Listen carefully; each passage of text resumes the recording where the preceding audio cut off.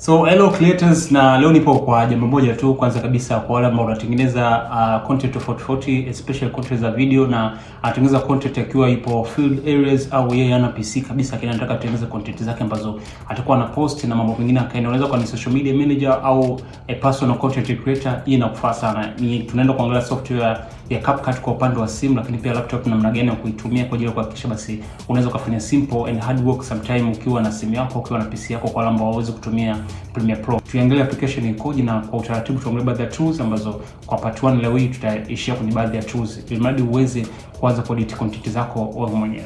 So huu ndio muonekano wa CapCut kwenye upande wa PC. Natumia kwenye PC, ukifungua utaiona tu na utaona layout ambayo imekatwa hivi ikiwa kimya, usiogope. Hapa mwanzoni sehemu ya input ndio unapoingizia content za raw materials ambazo umeshaenda kushoot. Sasa unataka kila kitu chako ziweke hapa, utaweka picha, utaweka audio, lakini pia utaweka videos. Ukiziweka hapa, mwisho siku utakuwa tayari kwa ajili ya kuanza kuzitumia. Na hapa chini ni sehemu ya timeline ambapo ndio kazi yako utapokuwa unaitengeneza ili kupata output ya kile unachokitengeneza. Lakini hapa upaandikwa player ndio sema ku preview kazi yako ambayo itakwenda kuonekana. Output utakavyoona hapa ndio output itakavyokuwa.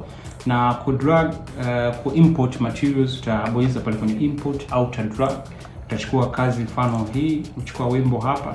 Ukiweka hapa maana hapa uta preview kuonyesha kama kazi ulioingiza ndio hii. Lakini ukitaka kuanza kuedit unaweza kubonyeza E+ au ka drag ukaweka hapa kwenye timeline ambapo ndio tayari utakuwa tayari kuanza kuifanyia kazi. And always unapotaka kuedit video yako yote unakuwa tayari una malengo kwamba hii video nataka iende YouTube au nataka iende Instagram, lakini au tuseme nataka kuedit reels au video za kawaida ambazo ziko horizontal au video ambazo zitakuwa rectangle wewe mwenyewe. Na ukija hapa watakuwa wamekuwekea option mbalimbali za kuchagua.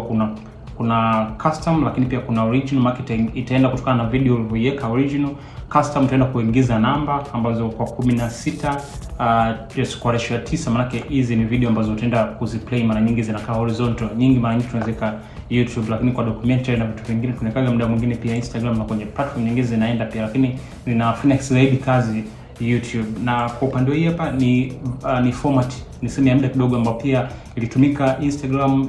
Kuna video nyingine zina format hizi zinapelekwa YouTube, lakini kwa sasa hivi kwa Instagram unaweza kutumia 1080 1080 au 1080 1350 au 1080 1440, zote hizo zinafaa kuzingatia sasa hivi. Lakini kwa upande wa Reels ni hii market kwa 1920 1080 ambayo video inakuwa ndefu, na hapo utaanza kupangilia vitu vyako na video yako hakikisha imejaa kwenye scale ambayo umeiweka. Hapa chini ndio kuna baadhi ya setting ukiwa umegusa hii video, na setting za muhimu sana katika editing zako. Hapa chini tuziangalie kwamba ukibonyeza hapa pembeni tuna kuna selection tool. Selection tool kazi yake kuselect kila material ambayo yapo kwenye kazi yako popote pale, ndio itatumika kushika kama mkono wako. Lakini pia kusprint, hii kazi yake kabisa ni kwa ajili ya kukata material zako kwa ajili ya kutoa unachokitaka na kukihamisha popote au kukiondoa kabisa. Lakini pia kuna hii sprint hapa ya kawaida ambapo ukigusa kwenye video ukiwa umegusa hii sprint, kubonyeza mark itakata katikati ambapo imekaa upande wako na huko itabaki. Lakini ukienda kwenye hii hapa ambayo ina delete kutoka kushoto, kwa hiyo inafuta moja kwa moja, na hii inafuta kutoka kulia, itafuta moja kwa moja kutoka kulia. Huko hapo kuna delete ya kawaida ambapo kwenye keyboard utabonyeza tu delete, inaweza ikafuta. Lakini ku mark kuonyesha umeishia wapi kwenye kazi yako, kuna kitu gani kimeishia hapo, unaweka mark pale.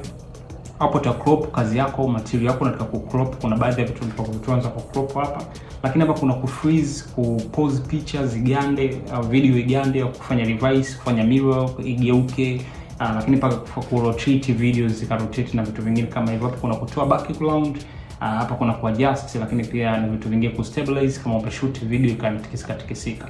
So leo tumeangalia namna gani ku import, tumeangalia hizi tools zilizokuwa kwenye timeline, namna gani ya kuongeza video na kubadilisha ratios.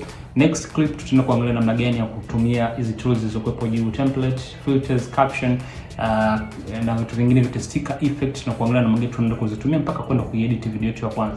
Mimi ndio Chima, endelea kunifollow kwa ajili ya tip kama hizi za digital.